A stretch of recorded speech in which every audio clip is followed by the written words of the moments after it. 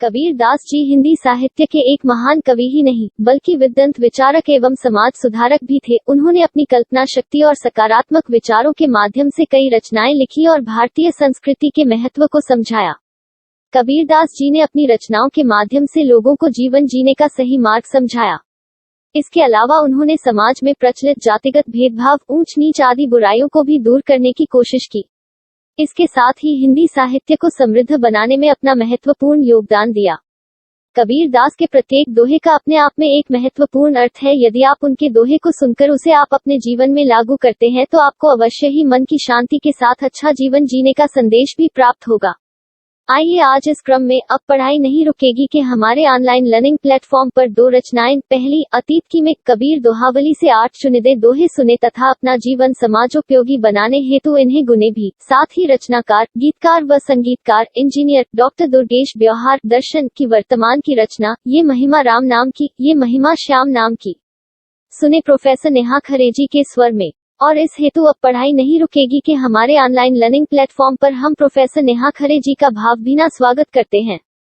अब पढ़ाई नहीं रुकेगी कि हमारे ऑनलाइन लर्निंग प्लेटफॉर्म की संपूर्ण परिकल्पना एवं नवाचार श्री प्रमोद श्रीवास्तव का है। कार्यक्रम को निरंतरता देने का श्रेय डॉक्टर संध्या जैन श्रुति को है तथा इस प्लेटफॉर्म के संपूर्ण देश से जुड़े हमारे विलक्षण साहित्यकार बच्चों के निर्मल मानस पटल पर साहित्य के अमिट एवं अमोघ प्रभाव को अंकित करने का तथा देश की गरिमा से उन्हें गौरवान्वित महसूस कराने का महान कार्य लगातार करते चले आ रहे हैं। सभी को साधुवाद देते हुए आइए एक रचनाकार दो रचनाएं अतीत एवं वर्तमान की हमारी टैगलाइन को हम मिलकर दोहराएं कि मरणोपरांत जीने की है। यदि चाह तुझे तो सुन बतलाता हूँ, सीधी राह तुझे, लिख ऐसी कोई चीज कि दुनिया डोल उठे, या कर कुछ ऐसा काम की जमाना बोल उठे। कबीर दास जी भक्तिकाल की निर्गुण भक्ति धारा से प्रभावित थे। उनका प्रभाव सिख, हिंदू और इस्लाम तीनों धर्मों में देखने को मिलता है। कबीर दास जी ने आदर्श समाज की स्थापना पर बल दिया। उनके उपदेशों को मानकर कोई भी व्यक्ति अपने जीवन को बदल सकता है। तो आइए जानते हैं कबीर दास जी के महान जीवन के बारे में।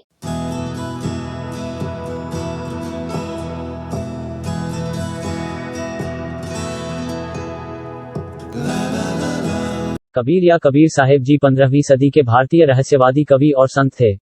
वे हिंदी साहित्य के भक्तिकालीन युग में परमेश्वर की भक्ति के लिए एक महान प्रवर्तक के रूप में उभरे। इनकी रचनाओं ने हिंदी प्रदेश के भक्ति आंदोलन को गहरे स्तर तक प्रभावित किया। उनका लेखन सिखों के आदि ग्रंथ में भी देखने को मिलता है। वे हिंदू धर्म व इस्लाम को न मानते हुए एक सर्वोच्च ईश्वर में विश्वास रखते थे।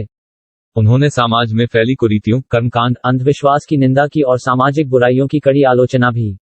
हिंदी साहित्य के ऐसे महिमामंडित व्यक्तित्व कबीर दास जी के जन्म के बारे में कुछ भी सत्यापित नहीं है एवं कबीर के जन्म, परिवार और प्रारंभिक जीवन के बारे में कई असंगत किंवदंतियां मौजूद हैं।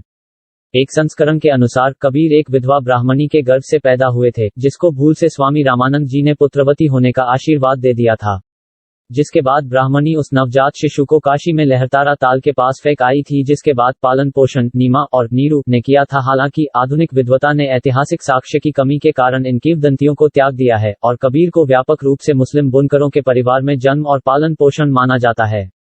माना जाता है कि उनका जन्म 1398 में काशी में हुआ था। कबीर दास के धर्म को लेकर भी कोई पुष्टि नहीं की गई है। कहा जाता है कि कबीर जन्म से ही मुसलमान थे। वहीं जब वे स्वामी रामानंद के प्रभाव में आए तब उन्हें हिंदू धर्म का ज्ञान हुआ था। इसके बाद उन्होंने रामानंद को अपना गुरु बना लिया। दरअसल एक बार कबीर दास पंचगंगा घाट की सीढ़ियों पर गिर पड़े। उसी समय स्वामी रामानंद जी गंगा स्नान करने के लिए सीढ़ियों से उतर रहे थे, तभी उनका पैर जाकर कबीर दास जी के शरीर पर पड़ा, जिसके बाद कबीर दास के मुंह से राम राम शब्द निकला। फिर क्या था, उसी राम को कबीर दास जी ने अपना दीक्षा मंत्र मान लिया और रामानंद जी को अपना गुरु स्वीकार कर लिया। बाद में इसी बालक ने महान संत कबीर बनकर भारत की जन्मभूमि को पवित्र कर दिया। कहा जाता है कि कबीर दास जी निरक्षर थे, अर्थात वे पढ़े लिखे नहीं थे, लेकिन वे अन्य बच्चों से एकदम अलग थे। गरीबी की वजह से उनके माता पिता उन्हें मदरसे नहीं भेज सके, इसलिए कबीर दास जी किताबी विद्या नहीं ग्रहण कर सके। मसी कागज छूबो नहीं, कलम गही नहीं हाथ। कबीर दास जी ने खुद ग्रंथ नहीं लिखे, वे उपदेशों को दोहों को मुंह से बोलते थे, जिसके बाद उनके शिष्यों ने उसे लिख लिया। कबीर दास जी को कई भाषाओं का ज्ञान था। उनकी रचनाओं और दोहों में ब्रज, हरियाणवी, पंजाबी, हिंदी, अवधी, राजस्थानी समेत खड़ी बोली देखने को मिलती है। वे साधु संतों के साथ कई जगह भ्रमण पर जाते रहते थे, इसलिए उन्हें कई भाषाओं का ज्ञान हो गया था। इसके साथ ही कबीर दास अपने विचारों और अनुभवों को व्यक्त करने के लिए स्थानीय भाषा के शब्दों का इस्तेमाल करते थे। कबीर दास जी की भाषा को सधुकड़ी भी कहा जाता है। संत कबीर अपनी स्थानीय भाषा में लोगों को समझाते थे और उपदेश देते थे। इसके साथ ही वे जगह जगह पर उदाहरण देकर अपनी बातों को लोगों के अंतर्मन तक पहुंचाने की कोशिश करते थे। कबीर के वाणी को साखी, शब्द और रमैनी तीनों रूपों में लिखा गया है, जो बीजक के नाम से प्रसिद्ध है। कबीर ग्रंथावली में भी उनकी रचनाएं का संग्रह देखने को मिलता है। कबीर दास हमेशा सत्य बोलने वाले निडर और निर्भाक व्यक्ति थे। वे कटु सत्य भी कहने से नहीं, बिल्कुल भी नहीं हिचकिचाते थे। संत कबीर दास की ये भी एक खासियत थी कि वे निंदा करने वाले लोगों को अपना हितैषी मानते थे। कबीर दास को सज्जनों, साधु संतों की संगति अच्छी लगती थी। कबीर दास जी का कहना था कि निंदक नेड़े राखिए, आंगन कुटी छवाए, बिन पानी साबुन बिना निर्मल करे सुभाए। वे अपने उपदेशों से समाज में बदलाव करना चाहते थे और समस्त मानव जीवन को सही मार्ग पर चलने की प्रेरणा भी देते थे। संत कबीर दास जी का विवाह वनखेड़ी बैरागी की कन्या लोई के साथ हुआ था। विवाह के बाद दोनों को संतान का सुख मिला। कबीर दास जी के बेटे का नाम कमाल था, जबकि बेटी का नाम कमाली था। वहीं इन लोगों को परवरिश करने के लिए कबीर दास जी को अपने कंधे पर काफी काम करना पड़ता था।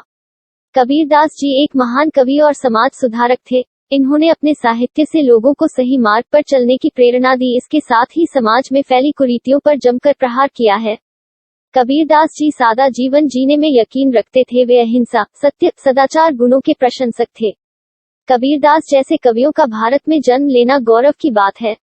उस समय हिंदू और मुस्लिम दोनों धर्म के लोग ही कबीर साहिब जी को अपना दुश्मन मानते थे, क्योंकि वे अपना इकतारा लेकर दोनों धर्मों को परमात्मा की जानकारी दिया करते थे। वे समझाते थे कि हम सब एक ही परमात्मा के बच्चे हैं। कबीर साहिब जी सिर्फ मानव धर्म में विश्वास रखते थे। उनका कहना था कि पाहन पूजे हरि मिले तो मैं पूजो पहाड़, वाते तो चाकी भली पीसी खाए संसार। कबीर साहिब जी ताउम्र काशी में रहे, परंतु 120 वर्ष की आयु में कबीर जी काशी से अपने अनुयायियों के साथ मगहर के लिए रवाना हुए। 120 वर्ष के होते हुए भी उन्होंने 3 दिन में काशी से मगहर का सफर तय किया। उन दिनों काशी के नकली धर्म गुरुओं ने यह धारणा, अफवाह फैला रखी थी कि जो मगहर में मरेगा वह तो गधा बनेगा और जो काशी में मरेगा वह सीधा स्वर्ग जाएगा। कबीर को जब अपने आखिरी समय का अंदेशा हो गया था, तब वे लोगों की इस धारणा को तोड़ने के मगहर चले गए। जो काशी तंत जय कबीरा तो रामे कौन निहुटा। आइए अब सम्मान के साथ आमंत्रित करें प्रोफेसर नेहा खरे को एवं आनंद ले अतीत की रचना अंतर्गत कबीर दोहावली के बेहतरीन दोहों एवं वर्तमान की ये महिमा राम नाम की, ये महिमा श्याम नाम की रचना का।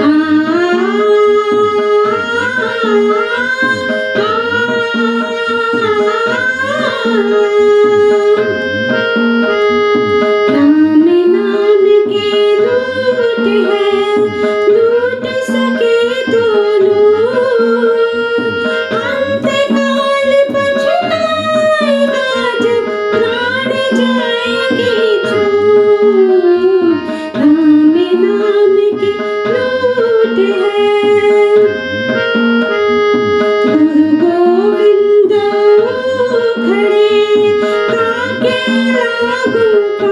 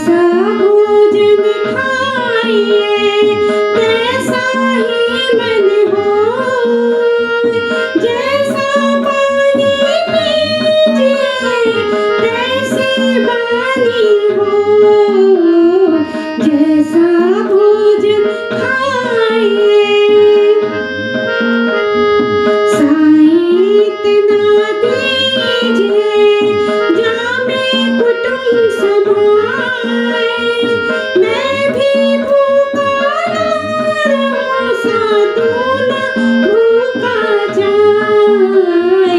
साईं इतना दीजिए, साईं इतना दीजिए, साईं इतना दीजिए, साईं इतना दीजिए।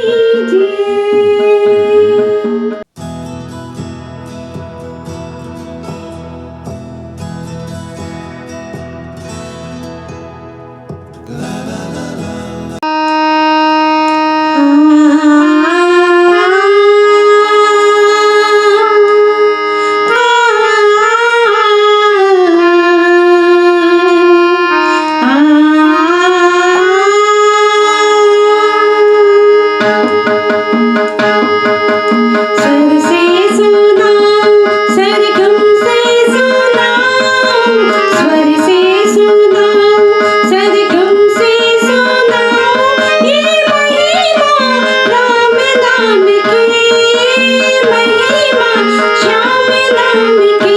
ओ मनवा राम गाने, ओ मनवा श्याम गाने, स्वर से सुनाऊं।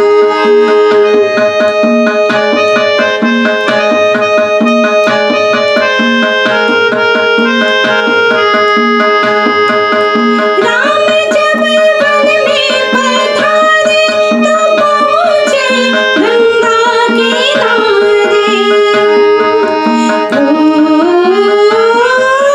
राम जब वन में पधारे तो पहुँचे गंगा किनारे। केवट को राम पुकारे, ओ नैया जल्दी नैया रे। केवट ने पैरे पखारे, पारे उतारे, शोभा बड़ी केवट धाम की, ये महिमा राम नाम की। ओ मनवा राम गाने, ओ मनवा राम गाने, स्वर से सुनाऊं।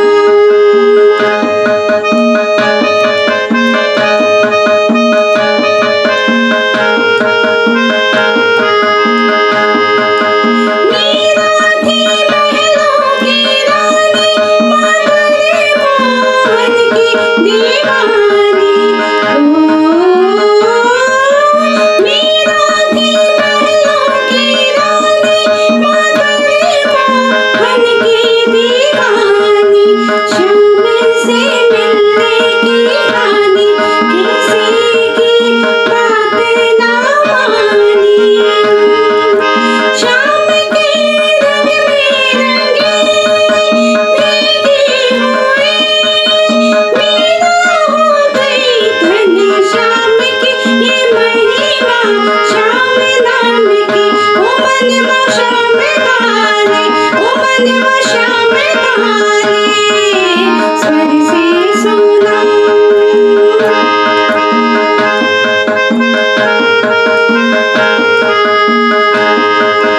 राम शबरी के घर आए, ओ राम शबरी के घर आए, तो झूठे भीर भी खाए। श्याम भुला ना पाए, ओ श्याम भुला ना पाए, सुदामा के चावल चबाए।